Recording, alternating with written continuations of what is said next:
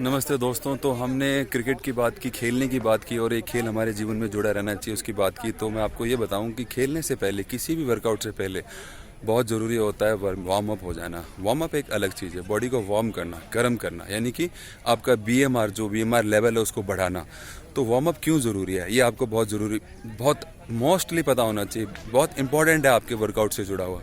Even आप जब आप ब्रिस्ट वॉक पे भी जाते हो तब भी वो, हालांकि ब्रिस्ट वॉक अपने आप में वार्म अप है, तो किस प्रकार से आप वार्म करके अपनी बॉडी को वर्कआउट के लिए प्रिपेयर कर सकते हो। एक्चुअली ये बात आपको बहुत ज़रूरी पता होनी चाहिए। जैसे आप क्रिकेट खेलते हो या स्प्रिंट लगा रहे हो और या कुछ और वर्कआउट में जा रहे हो, आपके एकाएक गियर चेंज होती है। आप कोशिश करते हो कि मैं कुछ ज़्यादा एफर्ट लगाऊं, बॉल आई, या आप सॉकर खेल रहे हो, बॉल आई, आपको किक मारना है, रनिंग करनी है। फिर आप क्या करोगे, जब आपकी बॉडी वार्म नहीं है और आपने एफर्ट लगाया तो हो सकता है आपकी हैमस्ट्रिंग खींच जाए और हो सकता है कि कोई मसल पुल हो जाए, क्रैम्प आ जाए, इतना आ जाए कि जिसको आप बेयर ना कर पाओ।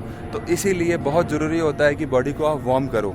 तो जब भी आप खेल रहे हो, किसी वर्कआउट को स्टार्ट कर रहे हो, इवन योगा भी कर रहे हो, पिलाटिस कर रहे हो, एरोबिक कर रहे हो, कुछ भी कर रहे हो, इवन स्विमिंग भी जा रहे हो, तो आपकी बॉडी थोड़ी सी वार्म और स्ट्रेच होनी चाहिए। स्ट्रेच बहुत ज़रूरी भी नहीं है, स्ट्रेच तो आप लास्ट में करो जिससे कि आपका एंडोर्फिन क्रिएट हो। आप समझ रहे हो, जब आप वर्कआउट कर लेते हो और वर्कआउट के बाद जब आपकी बॉडी स्टिफ हो जाती है, एक्चुअली वर्कआउट के बाद बॉडी स्टिफ होती है। जो एथलीट होते हैं, जो खेलते हैं, उनकी मसल स्टिफ हो जाती है जब वो प्रॉपर वर्कआउट करते हैं या जो वेट लिफ्टिंग करते हैं। तो बाद में एक स्ट्रेचिंग की आवश्यकता होती है। तो पहले वार्म अप और लास्ट में स्ट्रेचिंग, और वार्म अप से बॉडी वार्म होती है, जो मसल पुल, क्रैम्प आना और हैमस्ट्रिंग स्ट्रेच होने से बचाती है।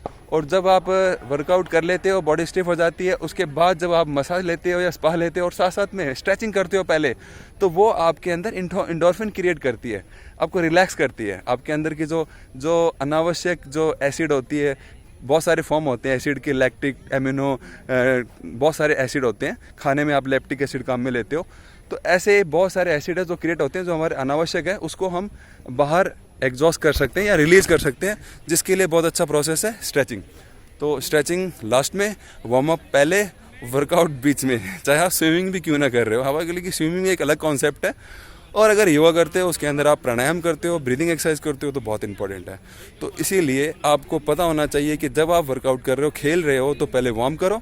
अगर लंबा खेलना है तो मैं आपको साथ में एक बात और जोड़ दूं, क्योंकि हम वर्कआउट से पहले और बाद की चीज़ नहीं जानते, बहुत कम जानते हैं, उस पर फोकस भी नहीं करते हैं। तो आपको पता होना चाहिए कि आप जब वर्कआउट कर रहे हो तो साथ साथ में आपको अन्य चीज़ों में फोकस करना है। जैसे आप क्रिकेट खेलने आए, सुबह मॉर्निंग में आपकी फर्स्ट स्लॉट में फर्स्ट हाफ में आपका मैच है, और आप क्या करते हो, आप जाके सीधा खेलने लगते हो, क्योंकि मॉर्निंग में तो आप कुछ खा नहीं सकते हो।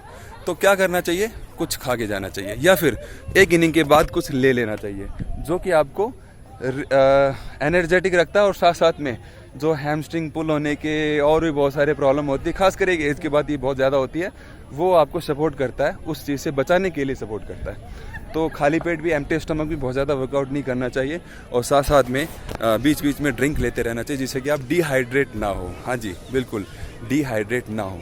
तो इन चीज़ों को ध्यान में रखिए।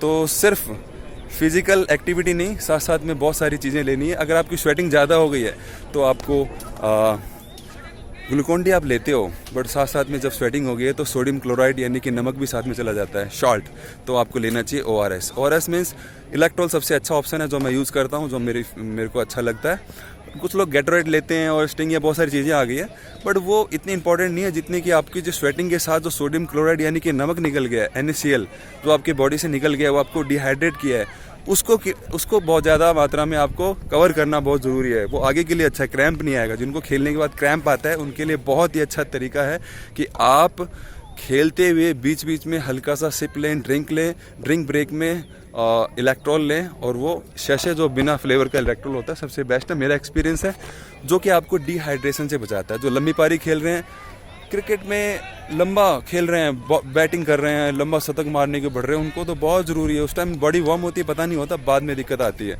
तो इसीलिए इन चीज़ों को ध्यान में रखिए और वर्कआउट करिए। पहले वार्म अप करिए, फिर वर्कआउट करिए, उसके बाद स्ट्रेचिंग करिए। एक अच्छा कॉम्बिनेशन है। इन चीज़ों को ध्यान में रख के आप अपने आप को फिट रख सकते हो। धीरे धीरे हम आपको बताते रहेंगे कि और क्या क्या चीज़ आपको वर्कआउट से पहले, प्री वर्कआउट और पोस्ट वर्कआउट लेना चाहिए, जो कि नेचुरल तरीके से, नेचुरल क्या सोर्सेज हैं, आपको बताते रहेंगे। धन्यवाद।